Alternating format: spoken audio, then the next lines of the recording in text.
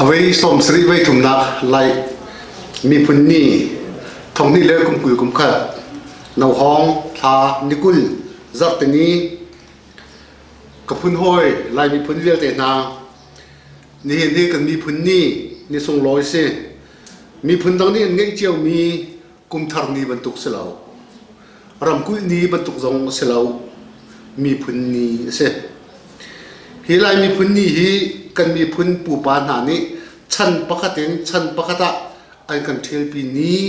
si cha kan hoi le mi phun dang na ni an sut loi mi ni na ken asung loi de tuan mi a thiam mi ni minung chan kan manning kan nunning kan ik ning vial te hi an tuak an ta ni phun nga an theng pakhat na lung chan khiam nam dang man saran rak thiam ri lawi lung long te khiam nam mi rak man chan se pani na sal zuat chan an tei mi na vil te kha sala an tlai nai sal zuatin an zuat nai re an tuan tak na chu chan chu sal chan pathum na ram ngai chan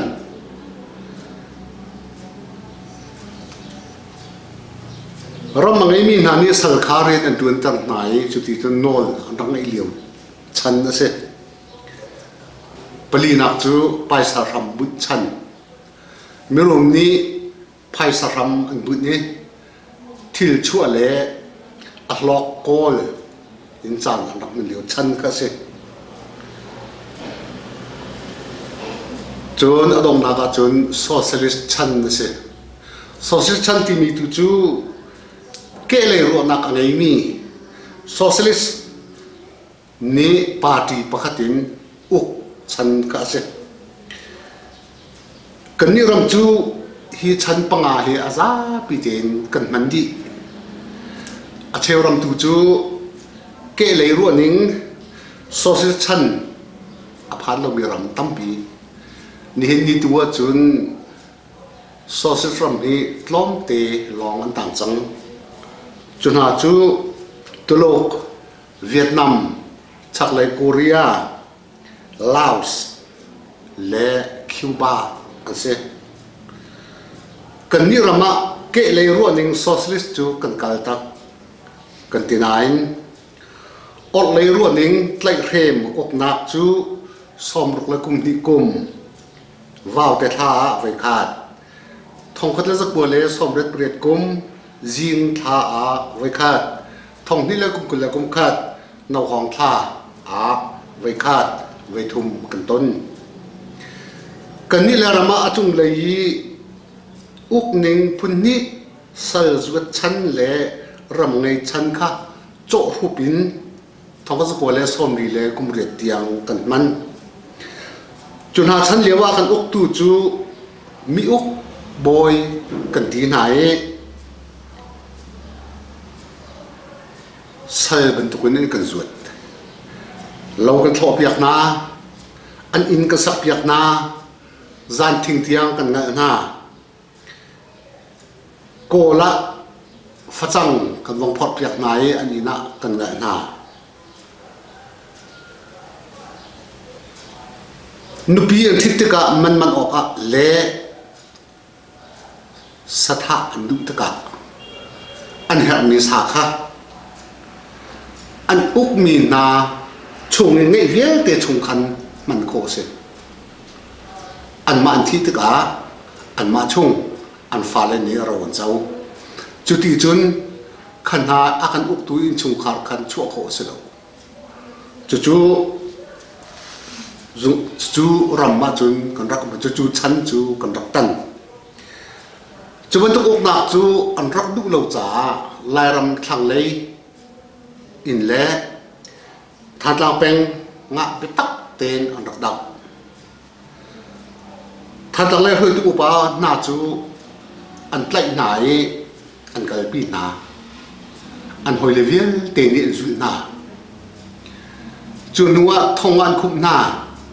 an hoi le vial te khan lu di ve thong an lum ti lo cha pakhat an chua an za pi ten chuak ve an lu na an zap te thong chung an lu ti an lum lo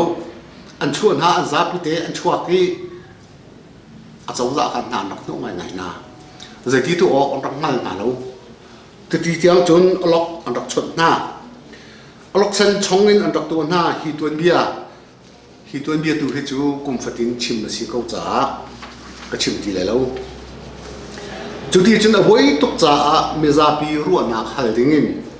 commission phu khat tha chu commission how to chu vam tu mong se mi velte falam khopia an pu nai an kho cheu an rak tho falam an phan an mi nong an tam ngai tha ten re kho ro lo thonga kan si an ti chu mi nong thonga chu falam kho chunga an rak an chai mi bia tu hi chu be fiang te se ko pakhat na ka mi uk boy uk nak thongin kan uk ko lai ti le pan hi na ka zapi thim nak tu ai thim mi minung ni uk se ti mi pan hi se kut thiam nak an to te ka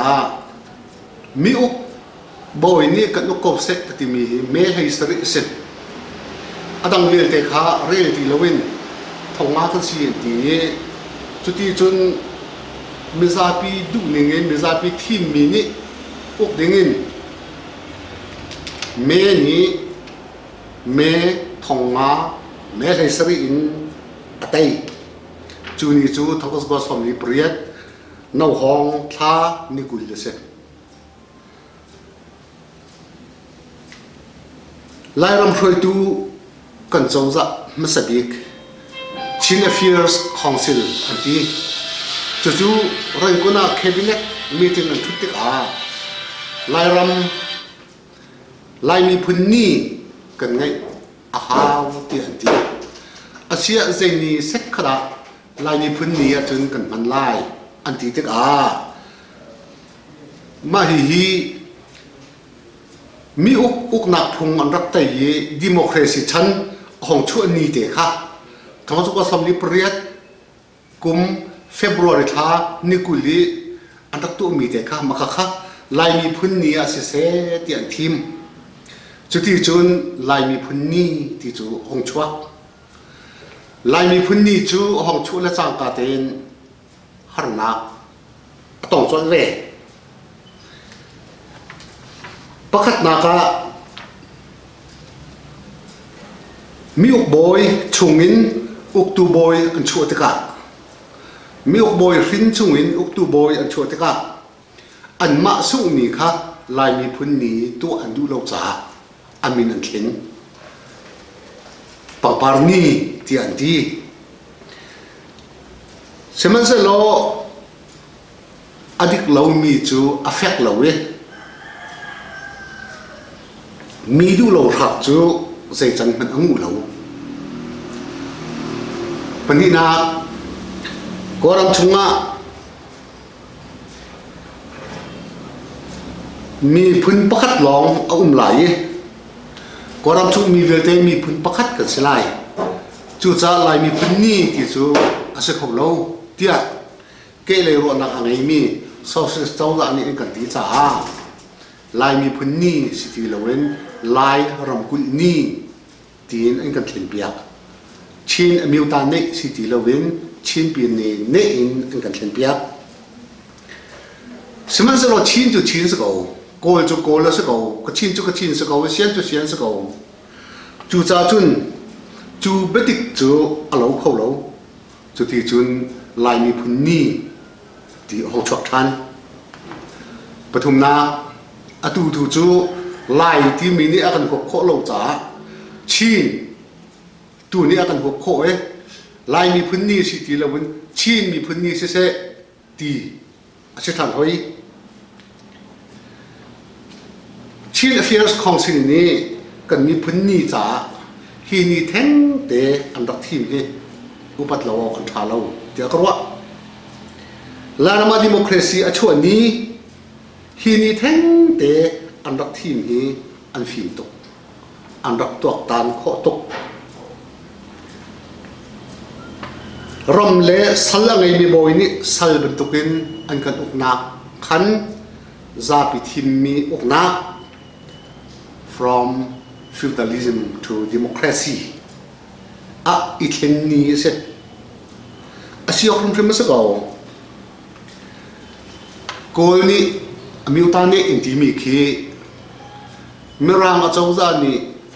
college upadi an rakto chu upadi chu an rakdu lo cha thomas ko kum kul december thla lam an rakzo ve ma chu ni chu college amiutane intimi khi se kan ni chu ma khana ken asung lo de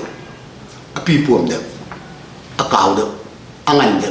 zai za tia chan pi pakhat kum azain kum athongin rak man mi chan kha kan thlen ko chan thar ba ke kan thlen ni se chu li chu kan mi phun ni se a cheu ni chun an ma ni tharil na ni to ma kha en kum thar ni kha sung loi ngai nan man ta chun na a kren na tulok na khi kum thar ni kha an sa be pi se kan mi phun ni chu khi na ken a be pi to a thuk to a cheu kan ni chun ram kul pi ne an mu ni tha kha upat ngai na ka to ta chun na ka kan ma kan rama chun mun le sian an se i chun ha la ka chun kan mi phun ni chu asung loi kun a thuk khun sul lam ngai khun chu cha chun kum thar ni na kan sun loi se lo ram kul kan ni na kan sun loi se lo kan mi phun ni chan ngan pi sao pi rak man ni chanin chan thar pakhata honi thlen kha ka de thlen ni se chu chan pakhatin pakhat kan honi thlen ni de kha lai mi phun ni kan ti ni se to la hin ama le chan ding lai kan ti chel chin kan ti chel si cha ama le chan le we chin rak si le kan chin ka ti ko we lai ti rak man le kan lai tin ka chim be ko chu cha chun kan ni sung loi chu kan lai phun ni chu asung loi to api puam to ka de thlen ni se i lo ma se lo i hlok ko se hla chau se lo lam se ka bia kil na cha wa la phung khat te woni thok ko du ko ngong ko le kan khiak lai sempie lai tai ka dua leo mangkung tei riel slo phunna we lai mo ka sian le me o phunna we lai mo ka sian le me nabiare tungelet lo hovale kian lo sempi ka hoye oh